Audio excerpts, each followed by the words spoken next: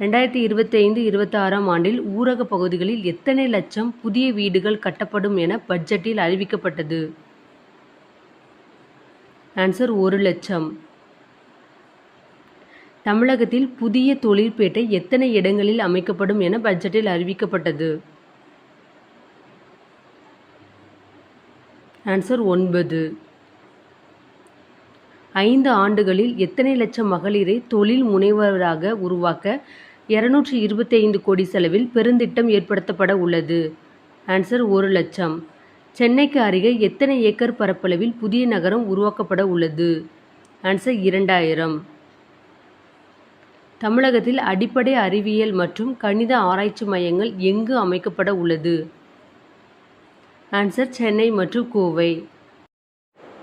நான் முதல்வன் திட்டத்தின் கீழ் யூபிஎஸ்சி எக்ஸாமுக்கு தயாராகிறவங்களுக்கு மாதம் 7,500 ரூபாய் வீதம் 10 மாதங்களுக்கு வழங்கப்படுது. இதே முதல்நிலை தேர்வில் தேர்ச்சி அடைஞ்சால் அவங்களுக்கு 25,000ம், நேர்முக தேர்வுக்கு தயாராகிறவங்களுக்கு 50,000ம் வழங்கப்படுது.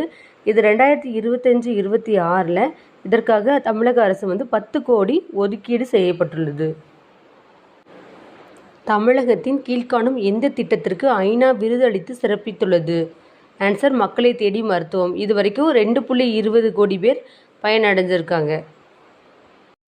தமிழ்நாடு மாநில பேரிடர் மேலாண்மை நிறுவனம் 50 கோடி செலவில் எங்கு நிறுவப்படும் என அறிவிக்கப்பட்டுள்ளது? ஆன்சர் சென்னை.